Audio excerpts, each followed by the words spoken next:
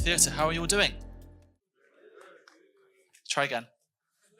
Hey, there we go. So welcome. We are so glad to have a nice crowd with us today to talk all about the future of flight simulation. My name is, kicking the plug, my name is Callum and I'm from the FSElite team and I'm going to be the host today and I'm going to be taking you through what our panel discussion will be all about today, and that is the future of flight simulation in 2024. I am not alone. I am going to be joined by a team of amazing experts who are all very much versed within the field of flight simulation, and I'm excited to welcome them on stage today. So we have Magnus from Threshold, we have Andreas from Cruise Level, we have Jamie, aka London Controller, and we have Jordan from FSElite as well.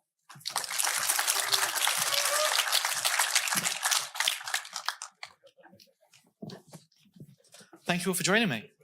Thank you for pleasure. Thanks for having us. So the way this is going to work today, we're just going to have a quick conversation about what we think is the future of flight simulation and ask you some questions. And of course, if you have any questions in the audience today, then please do raise your hand and we'll get to you as well. And we're just going to have a very free-flowing conversation about what's going on in the world of flight simulation.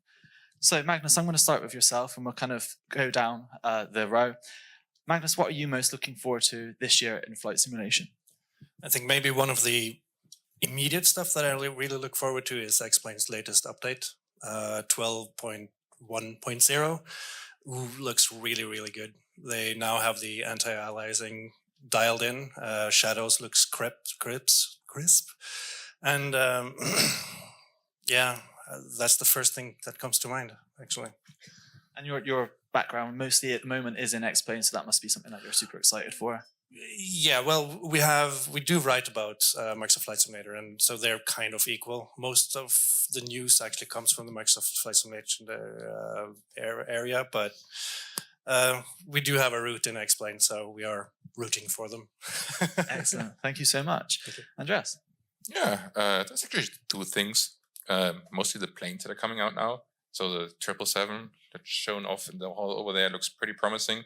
Also the fly-by-wire A380, the trailer they showed yesterday is simply mind-blowing.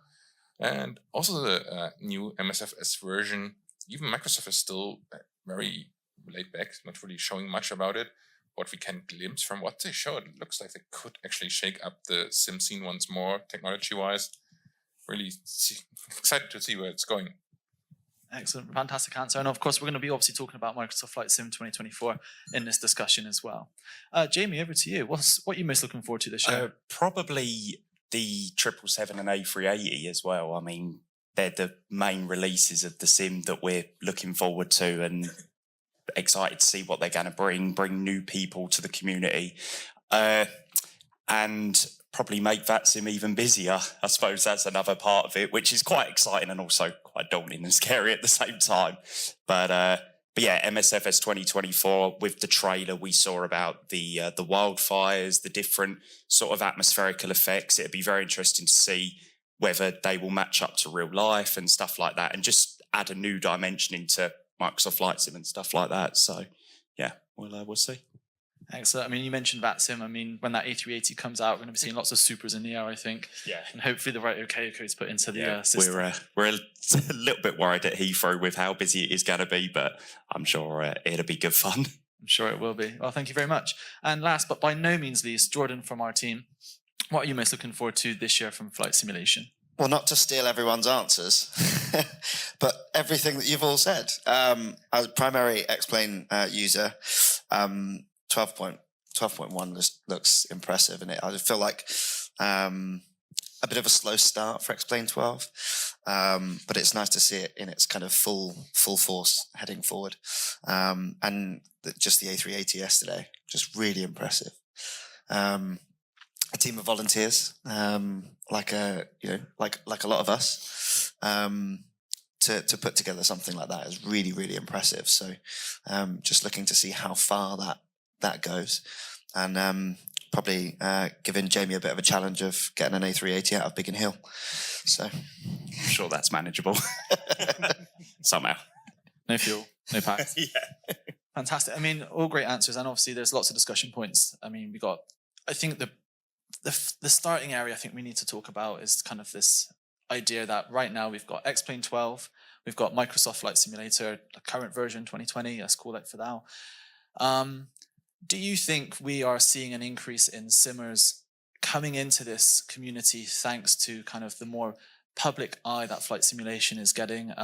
Magnus, we'll start with you to answer that question. Well, the fact that Microsoft Flight Simulator came to the Xbox made a huge difference, I think. You kind of saw a shift in the community as well, with a lot of more younger people coming in. But in general, I also think like this venue as well has an incredible turnout, which I haven't seen before.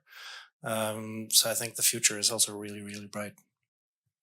Excellent. Anyone else want to chime in on kind of their thoughts? Yeah, sure. I mean, it's really obvious on VATSIM. You see a lot of new people. I think we have now regularly over 2,000 people flying there. If Microsoft shows off their numbers for the MSFS 2020, what they get, like what Jörg recently said in his dev stream, the last 3 months were the most active users they ever saw. And I think it's crazy to see how many people are now packed up FlightSim after P3D and X-Plane. They also always had their loyal audience. I think it's also still there on both sims, but so much new blood. This experience is an amazing hobby for the first time. It's great. Yeah, and just picking up on kind of new people coming into the hobby. Jamie, you're a controller on VATSIM. Yeah. How have you found maybe new people coming onto the network? Do you help coach them and guide them? I mean, we see a lot of people saying there's a lot of youth and inexperience. What's your take on that thing? I think you've only got to look at the VATSIM numbers and know that they've just grown exponentially in the last few years. And it is thanks to Microsoft Flight Sim, the difference between what we had in P3D and X-Plane. I mean, I used to be able to control on VATSIM absolutely massive sectors, but it's just impossible now because of the amount of people that are on there.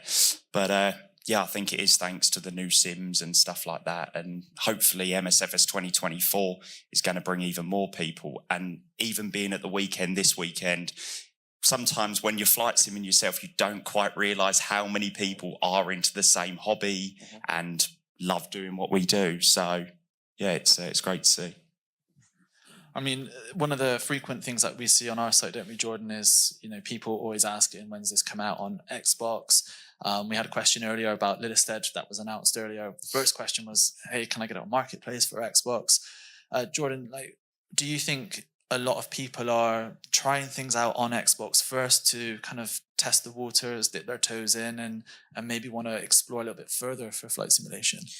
I mean, flight simulation has never been as accessible as it is now. Flying whatever you want on your Xbox from your sofa and really discovering flight simulation for the cost of a Game Pass. It's impressive, and it's we all benefit from that, right? New users, they might discover different aircraft, different third parties, different sims, and I think the more we kind of work together to just let people know what is out there.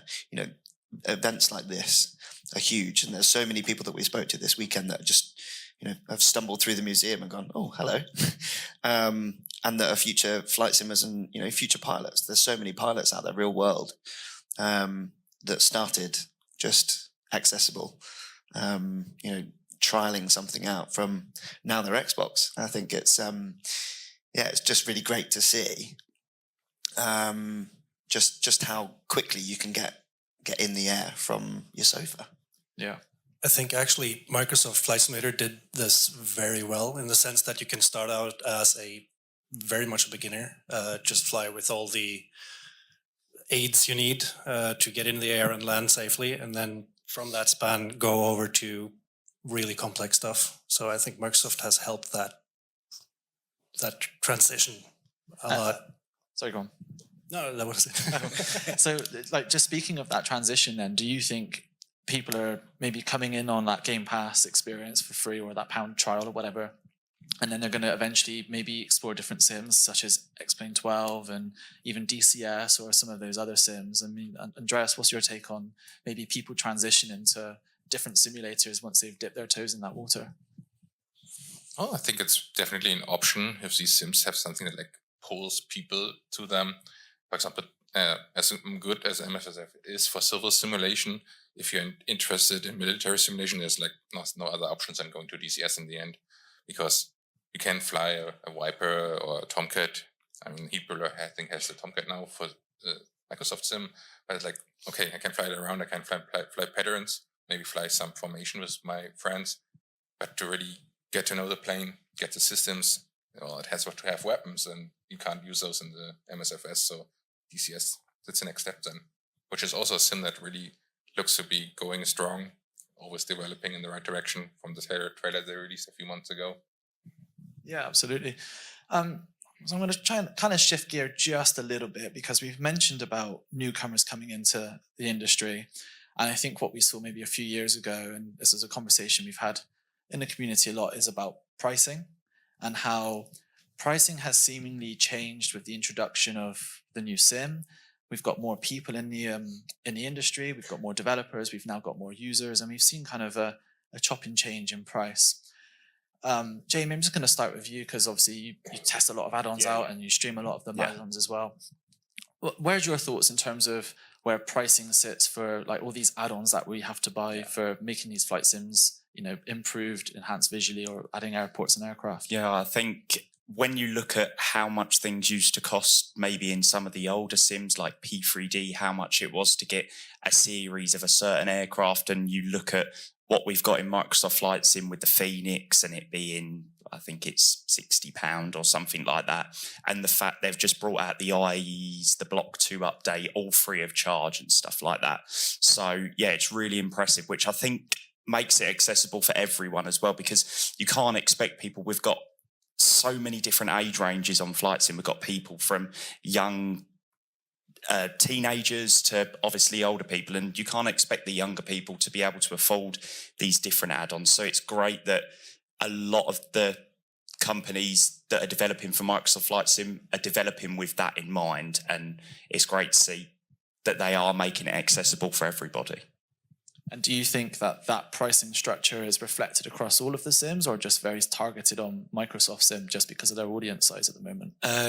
I don't really know, to be fair. I'm not too sure on sort of X-Plane pricing. I've not really flown X-Plane in quite a while, to be honest. But yeah, I think that pricing is now sort of across the board for Microsoft Flight Sim. I think a lot of the developers, even certainly some of the earlier products that came out for Microsoft Flight Sim, when we saw the release of even the PMDG 737-700 or the Phoenix A320, a lot of developers were like, wow, this is what they're pricing their aircrafts for. And because the community is so big, they're still earning a great amount of money from the sale of a product, even though it's cheaper.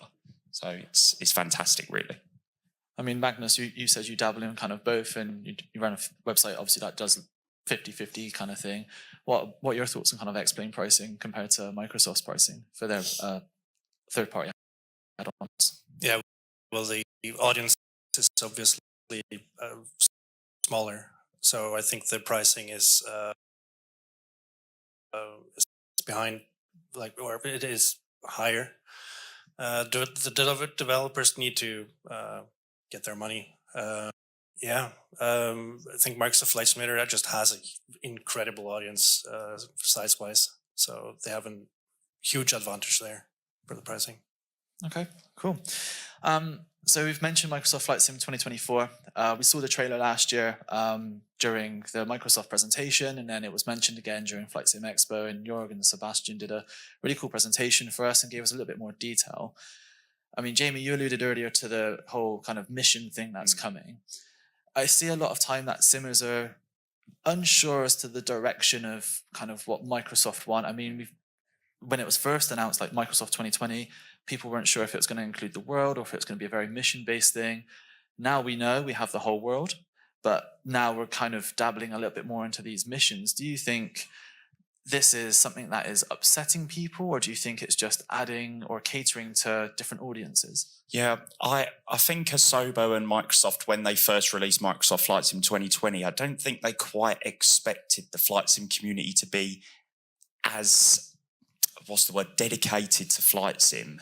Like, I think Microsoft 2024 is going to be very much developed for people that do just want it to be casual and do just want to have a little bit of a fly about, but then also the side of things for experienced people or that want to fly a high fidelity aircraft, they're going to have that as well.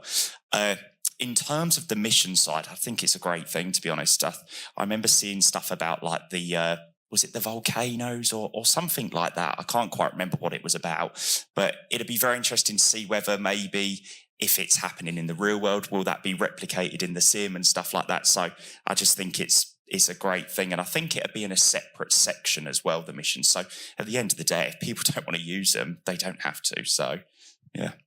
Yeah, and Jordan, just for you, I know you're a very much dedicated X-Plane player. I've known you for years and years. Does anything... Put your hand on heart. Does anything in FS 2024 kind of appeal to you from maybe that side of things, or what are your thoughts on it? Yeah, I think it's really interesting because Asobo and Microsoft are very keen on letting us understand that it's going to be an evolution, not a revolution. So it will be what we've got now plus extra, and I think that's really key because they've kind of not reevaluated, but kind of repositioned their thinking in the best of both worlds. And as James said, you don't have to use it, right? But for me, I mean, there's loads of added extras that I would look forward to. Some aircraft that we don't have currently at X-Plane or in the works for X-Plane. It's good competition. It's good competition, and that drives the X-Plane team to go, okay, well, what should we do differently? What third party do we need to work with, and stuff like that. So the forest fires for me, going firefight some forest fires. My aim is terrible, so I'd be able to maybe improve that. But I'm probably one of those that would dabble into Microsoft Flight Simulator more for the experiential bits and pieces, and then if I'm going A to B, I'd probably use X-Plane. So great, thank you, Andreas. I'm sure as running a news website like you do, you obviously have a lot of comments from the community about all the latest releases and stuff. Do you think that third-party developers are catering more towards a casual audience on Xbox, or quote dumbing things down to cater to them, or do you think it's more of a case of just trying to make things more accessible to the community as a whole? Yeah, I don't think that the developers are really trying to dumb things down. There's just some limits on the Xbox that are natural. It's a very limited machine in the end, because if we look like the memory, it's like half of what we have usually in a PC. But if we look, for example, at PMG, they got their 737 series running there. I think it's basically feature parity with PC, apart from some bugs with the EFB that they still have to fix. Also, from what I've seen, other stuff is like always running there. So I don't think it's like a lesser way to fly. It's also just a more affordable way to fly for people, and it's great. I mean, if they start on the Xbox Series S, it's like 300 euros for the machine. That's less than the GPU cost for most of our customers, I guess. So, yeah. Anyone got any thoughts on that? Yeah, I fly GA for the most part, and I fly a lot in Microsoft Flight Simulator because when you're close to the ground, X-Plane still has some work to do, in my opinion. But even though I'm not going to fly these missions or whatever, for a GA flyer, it will be an advantage because you will get more details, you'll get more to look at. So when you fly a helicopter somewhere, it will actually look better than it was, I think.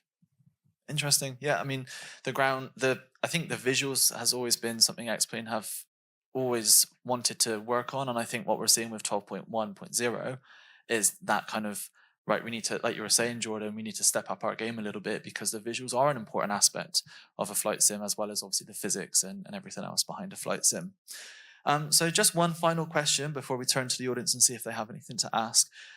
For the rest of the year, what is one thing you would like to see either from a third-party add-on or from a simulator platform to introduce by the end of the year? Magnus, we'll start with you. Well, obviously, we develop XEnviro. I want that to come up to where it should be. And I also do want the level up to be released this year. That would be awesome.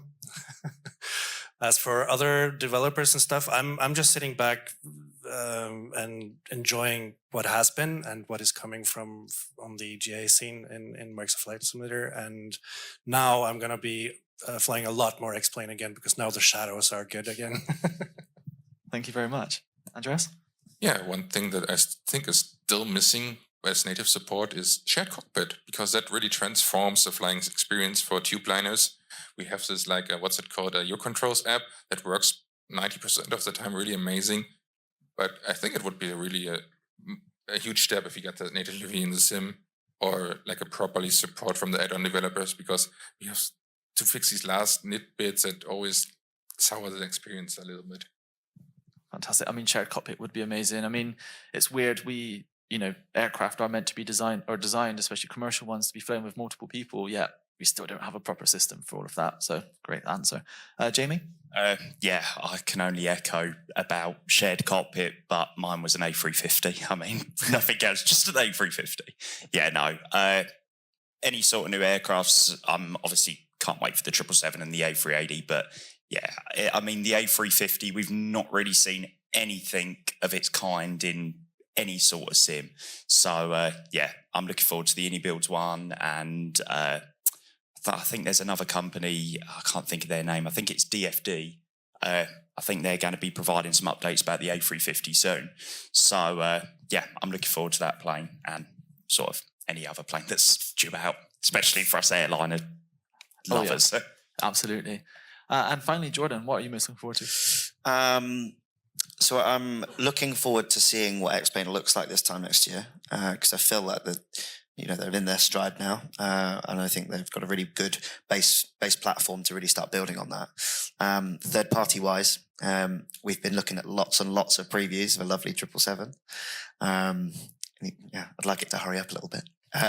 But the team are working really, really hard, and I know that, and there's so much detail in that. It's going to be possibly the next level of third party for X-Plane. So that's really, really exciting.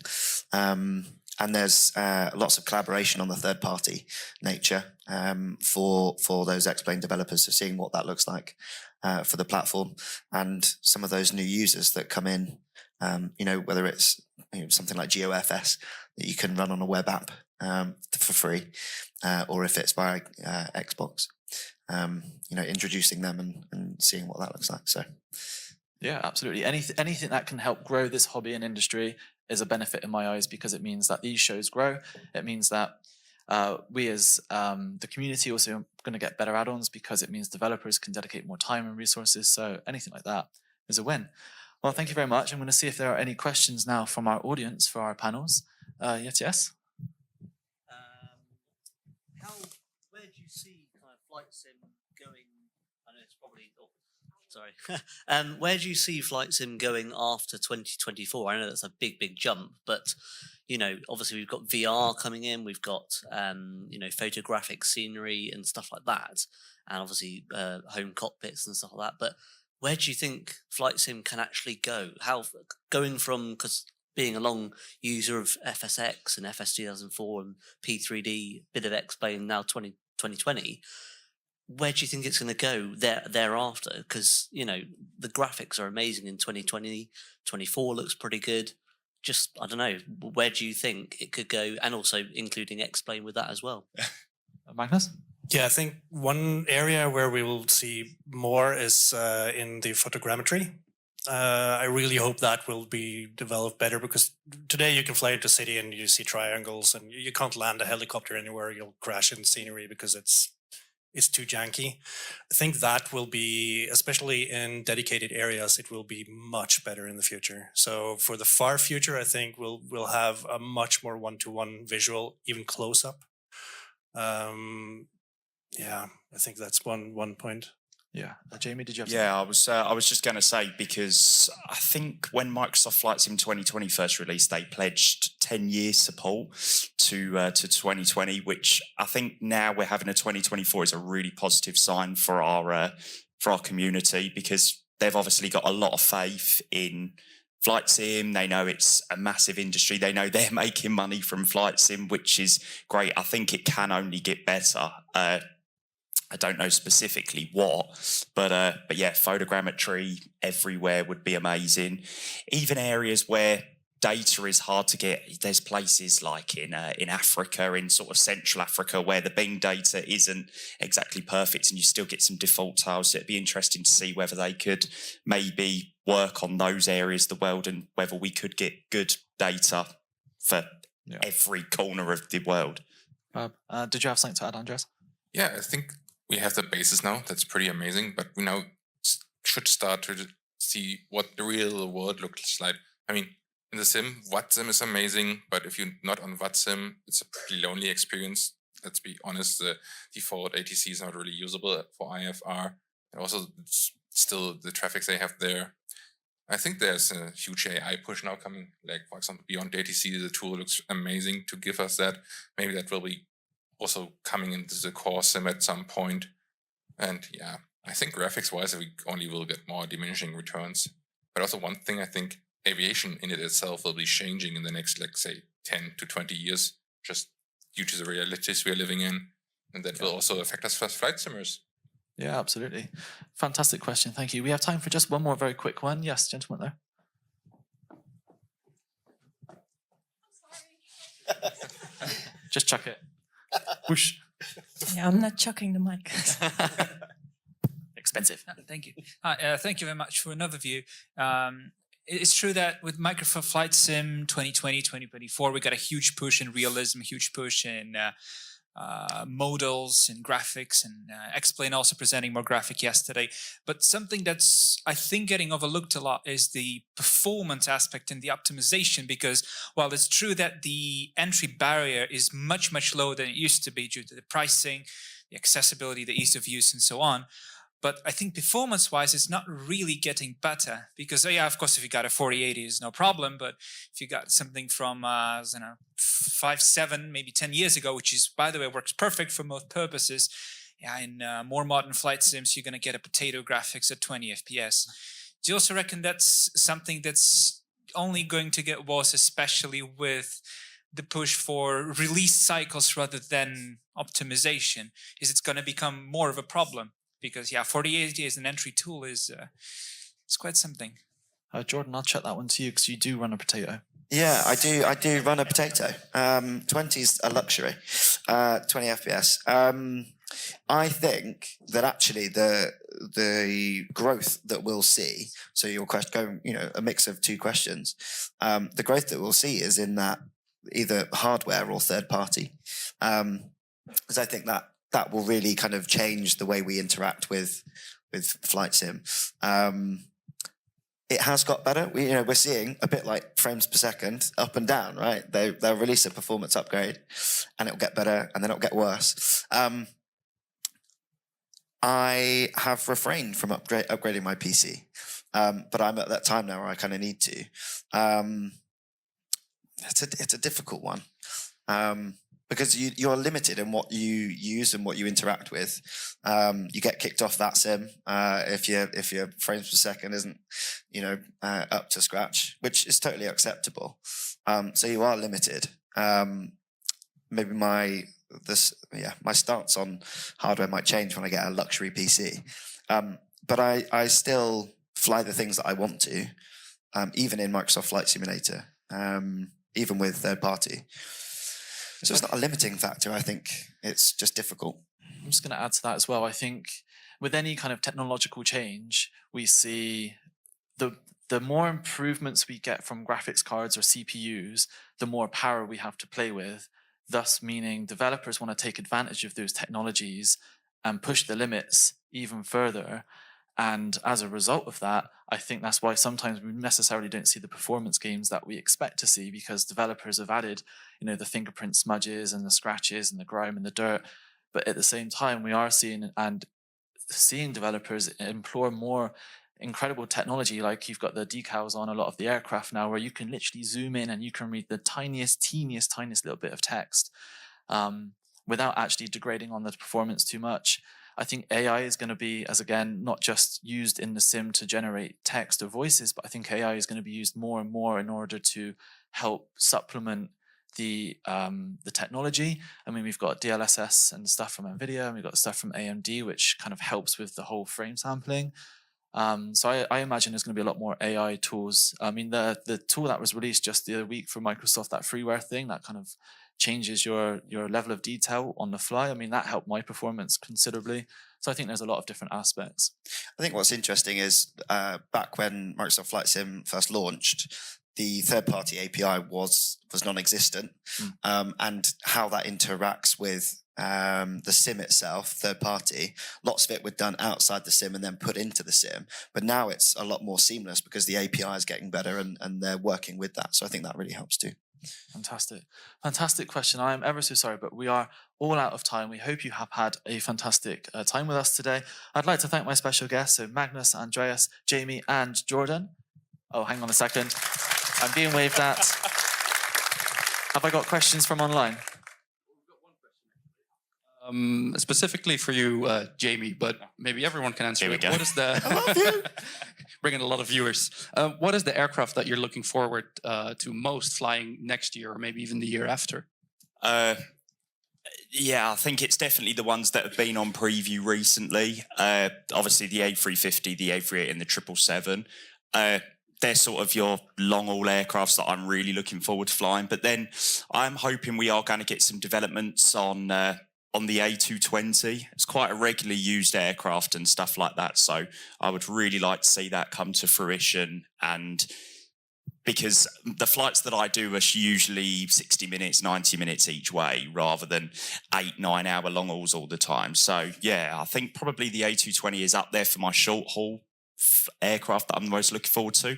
And then yeah, it's probably the A350 for the long haul, and of course the A380 and the 777. I'll just take anything at this point. Anything with wings. All the aircraft. Oh yeah, All of them. everything. Yeah, just something, please. Fab. Maybe I'm missing one plane, a 747 for the MSFS. I mean, we got the 8, but it's still his working title. It's okay, but the Queen of the Skies, it's needs missing. to be there. Yeah. Okay. Any more questions before I wrap it up? No? No. Okay, cool. Thank you again very much. Thank you to our panelists. If you do see us around, please do feel free to ask us. You can find us at FSElite, at Threshold, at Cruise Level, and you can also find Jamie on Twitch as London Controller. Thank you once again and enjoy the rest of today.